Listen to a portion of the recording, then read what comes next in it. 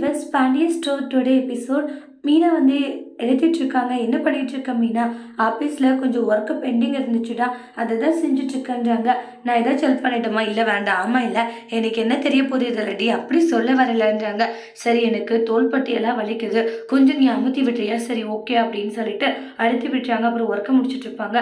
சரி, போது விடையே, இப்போ தானே நான் ஸ்டார்ட் பண்ணேன். இல்லை, போது விடுடா செந்தில் அப்படின்றாங்க. அதுக்கப்புறமா வந்து இங்கே பாரு, உன்னை விட உன் அப்பாவே கொஞ்சம் பெட்டர் இல்லை அப்படின்றாங்க. டே, ஓவர் தான்றாங்க. இல்லை இல்லை மீனா, என் அப்பாவோட உன்னுடைய அப்பா ரொம்ப பெட்டர்னு நான் நினைக்கிறேன்றாங்க.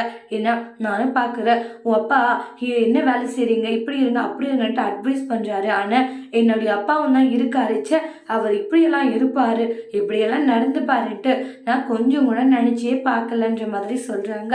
உடனே டே போதுண்டா, நீ ரொம்ப தாண்டா பண்ணிக்கிட்டு இருக்க, என்ன இருதாரியும் என் அப்பா போன வாரம் உன்னை எந்த அளவுக்கு அசிங்கப்படுத்தினாரு தெரியுமா? ஆனால் இப்போ உன்னுடைய அப்பாவை அசிங்கப்படுத்தி என்னுடைய அப்பாவை ஏற்றி பேசுகிற, வேண்டாண்டா அப்படியெல்லாம் நீ இருக்க வேண்டாம். எதுக்காக நீ அப்படியெல்லாம் பேசிட்டு இருக்க? இருக்கிறத தானே மீனா சொல்லிட்டு இருக்கா.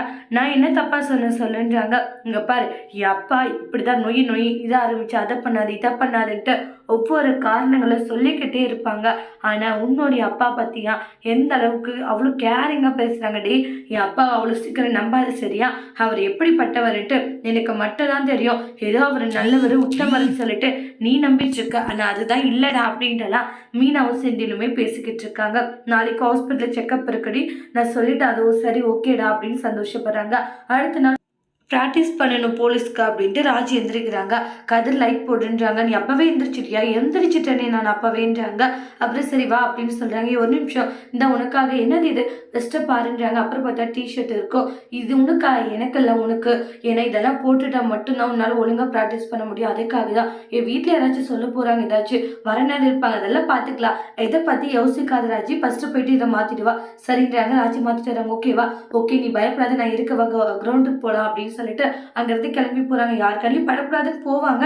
அப்புறம் பார்த்தா பாண்டி வந்துடுறாங்க. பாண்டி உங்க கூடத்தை பார்த்து ஷாக் ஆகுறாங்க. பாண்டியனை பார்த்த ராஜி போயிட்டு கதிர் பின்னாடி ஒளிறாங்க.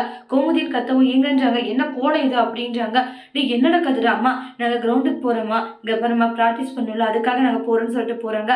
கோமதி, சாவி எங்கன்னு வாங்க, இதை எடுத்துட்டு வரங்கன்றாங்க. மகன் பண்றது ஒண்ணு கூட சரியில்லை கோமதி, எங்க காலையில கடைக்கு போறீங்க, டென்ஷன் ஆகாது போங்கன்றாங்க. சரி, இவன் ஏன் தான் இப்படி பண்றோன்னு தெரியுது, இவர் வேற காலையில டென்ஷன் ஆயிட்டாருன்ட்டு கோமதி ஒரு பக்கம் புலம்பிட்டே உள்ள போறாங்க. அதுக்கப்புறமா வந்து கிரவுண்டுக்கு போயிட்டு அங்கே போயிட்டு அவங்களோட ப்ராக்டிஸ் வந்து ஸ்டார்ட் பண்றாங்க. அதுக்கப்புறம் என்ன யோசிக்கிறேன், இல்லை வீட்டில் வந்து மாமா இன்னைக்கு பார்த்த விதமே எனக்கு ரொம்ப கஷ்டமாயிடுச்சு, அதெல்லாம் ஒன்றும் இல்லை, என் அப்பா அப்படிதான், அதெல்லாம் சரி பண்ணிக்கலாம் சரியா? சும்மா அவரை பற்றி நீ ரொம்ப யோசிக்காத ராஜின்றாங்க. உனக்கு நீ போலீஸ் ஆகிட்டேன்னு வச்சுக்கோங்க, அவரே உன்னை நினைச்சு பெருமைப்படுவாரு, அந்த மாதிரி நடக்கும், கண்டிப்பாக நீ கவலைப்படாதுன்ட்டு நிறைய அட்வைஸ் பண்ணிக்கிட்டு இருக்காங்க. அப்புறமா பார்த்தீங்கன்னா வேலை செய்யறதுக்காக தங்கமயில் போகிறாங்க. அப்போ மாமா இங்கே பாடுங்க, பஸ் ஸ்டாண்ட்லேயே இறங்கிக்கிற, பஸ்ஸில் போகிறேன், நான் அங்கே விட்டுறேன் மாமா, உங்களுக்கு ரொம்ப டயர்டாக இருக்கும், ஆஃபீஸ் வேறு ரொம்ப தூரம் இல்லையா, நான் பஸ்ஸில் போய்க்கிறேன்றாங்க. பஸ் வந்தாலே பஸ்ஸை பிடிச்சி போகிறாங்க. அப்புறமா அந்த கிரவுண்டு பக்கத்துலேயே வந்து ராஜியுடைய அப்பா வந்து அவங்க ஃப்ரெண்டு கிட்ட பேசுறாங்க. உன் பொண்ணு பார்க்க வந்தியா? பொண்ணா?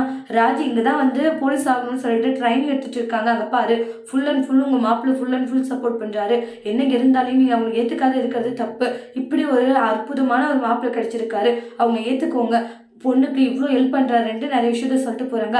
தான் பொண்ணையும் மாப்பிள்ளையும் நினச்சி முத்துவேல் சந்தோஷப்பட்டுக்கிட்டு இருக்காங்க. மயில் வந்து பார்த்தீங்கன்னா இப்போ நேராக அவங்க கடைக்கு போகிறாங்க. உடனே வாமா, யார் நீ? சார் தங்கமயில் வேலை கேட்டனியா? அப்படியா?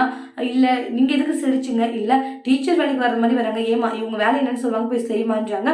மயில் அந்த வேலையை செய்கிறாங்க. அதோட இந்த எபிசோட்